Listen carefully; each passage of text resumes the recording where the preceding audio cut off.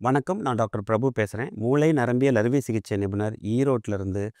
மூளை மற்றும் தண்டுவடம் சம்மந்தப்பட்ட நெறைய விஷயங்கள பத்தி பேசிட்டு இருக்கோம். இப்போ ரொம்ப முக்கியமான விஷயத்த பத்தி பேசிட்டு இருக்கோம். தூக்கத்த பத்தி பேசிட்டு இருக்கோம். தூக்கத்த பத்தி கிட்டத்தட்ட 4 வாரம் பேசிட்டோம். இன்னமும் எல்லார் மனசுலயும் தோண்டிட்டு இருக்கிற ஒரு முக்கியமான கேள்வி, சார் நார்மலா நம்ம எவ்வளோ நேரம் தூங்கணும்? அப்படிங்கிறது தான்.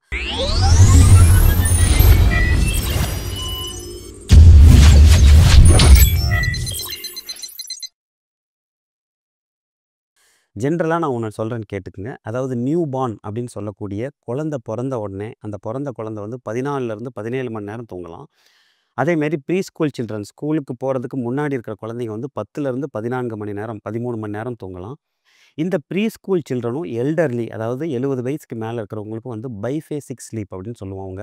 காலையிலயும் தூங்குற மாரி இருக்கும், சாயந்தரமும் தூங்குற மாரி இருக்கும். அது நார்மல் தான். ஒரு நார்மல் அடல்ட் அதாவது நம்ம எல்லாருமே வந்து எவ்வளோ நேரம் தூங்கலாம்னா, 7லிருந்து 9 மணி நேரம் கண்டிப்பா நம்ம தூங்கணும். அது 7 மணி நேரம் இருந்தாலும் ஓகே தான். 9 மணி நேரம் இருந்தாலும் ஓகே தான். 6 மணி நேரத்துக்கு கீழேயோ, இல்ல 9 மணி நேரத்துக்கு மேலேயோ 10 மணி நேரம், 11 மணி நேரம் தூங்குறது வந்து it is not advisable. So கண்டிப்பா ஒரு அடல்ட் அதாவது ஒரு ஹியூமன் அடல்ட் ஒரு மனிதன் வந்து 7லிருந்து 9 மணி நேரம் தூங்குறது வந்து ஒரு நார்மலான விஷயம். அதனால உங்க தூக்கம் கரெக்ட்டா இருக்கா? அப்படிங்கிறத நீங்க கண்டிப்பா சரி பார்த்துக்குங்க. அதே மாரி ஸ்டேஜஸ் ஆஃப் ஸ்லீப். நான் ஏற்கனவே நெறைய நம்ம ஸ்லீப்ப பத்தி பேசியிருக்கோம். ஸ்டேஜஸ்ன்னு பார்த்தீங்கன்னா, இந்த என்ஆர்இஎம் ஸ்லீப் அதாவது நம்ம ஒரு தூக்கத்த ஆரம்பிக்கும்போது நீங்க போய் படுக்கிறீங்க. படுத்த உடனே உங்களுக்கு வர்ற தூக்கம் வந்து என்ஆர்இஎம் ஸ்லீப் அப்படின்னு சொல்லுவோம். இதில 3 ஸ்டேஜஸ் இருக்கு. என்1, என்2, என்3. இந்த என்1 ஸ்லீப் வந்து குறைஞ்சது ஒரு 10 நிமிஷம் இருக்கும். இந்த என்2 ஸ்லீப் தான் ரொம்ப லாங் பீரியட். இது வந்து கிட்டத்தட்ட 45லேருந்து 55 நிமிஷம் இருக்கும்.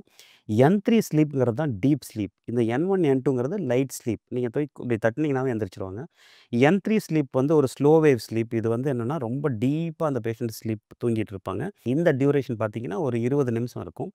இதுக்கப்புறம் தான் அந்த என்3 ஸ்லீப்ல இருந்து தான் அந்த ஆர்இஎம் ஸ்லீப்ன்னு சொல்லக்கூடிய அந்த ஒரு முக்கியமான ஒரு தூக்கத்தோட கட்டத்துக்கு போவாங்க.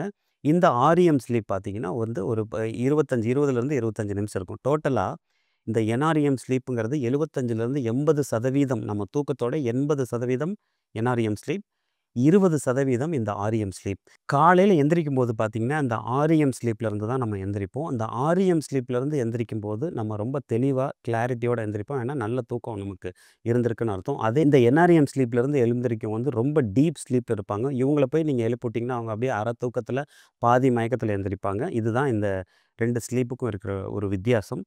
2வது ரொம்ப முக்கியமான இன்னொரு விஷயம் என்னன்னா, ஒவ்வொருத்தரும் குறைஞ்சது வந்து அதாவது ஒரு 4லிருந்து 6 சைக்கிள் நம்ம வந்து ஒவ்வொரு நாளும் நம்மளோட ஸ்லீப் சைக்கிள் இருக்கும்.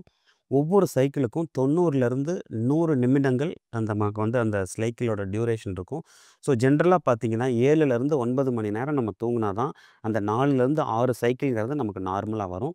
இதில வந்து 2/3 ஆஃப் த ஸ்லீப் அதாவது நம்ம தூக்கத்தோட 3ல 2 பங்கு வந்து என்ஆர்இஎம் ஸ்லீப். 3ல 1 பங்கு வந்து ஆர்இஎம் ஸ்லீப்.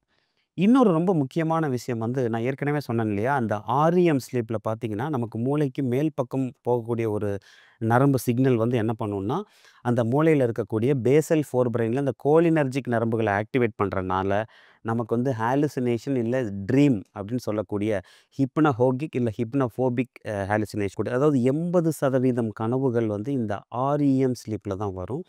இந்த கனவுகள் பார்த்தீங்கன்னா, ரொம்ப பிசேர் ரொம்ப வந்து எமோஷனலி கனெக்டட், எமோஷனலி சார்ஜ்டா இருக்கும். அதாவது ரொம்ப அடிக்கிறது, ஓடுறது, ஒடியாறது இப்போ நான் நெறைய சொல்லியிருக்கேன் பார்த்தீங்களா, அந்த மாரி எமோஷனலி சார்ஜ்டா இருக்கும்.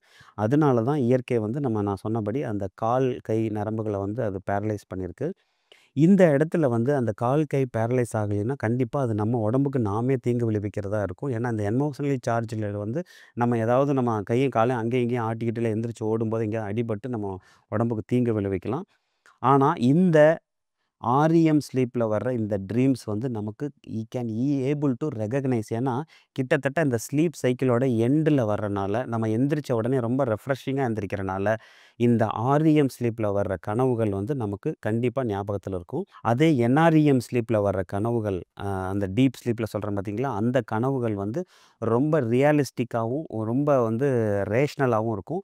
அதனால அந்த டைம்ல வந்து நமக்கு அந்த கை, கால் பேரலைசிஸ் வராது. நம்ம எந்திரிச்சு ஓடவும் முயற்சி பண்ண மாட்டோம். ஏன்னா, அந்த கனவுகள்லாம் ரியலிஸ்டிக்கா இருக்கும்.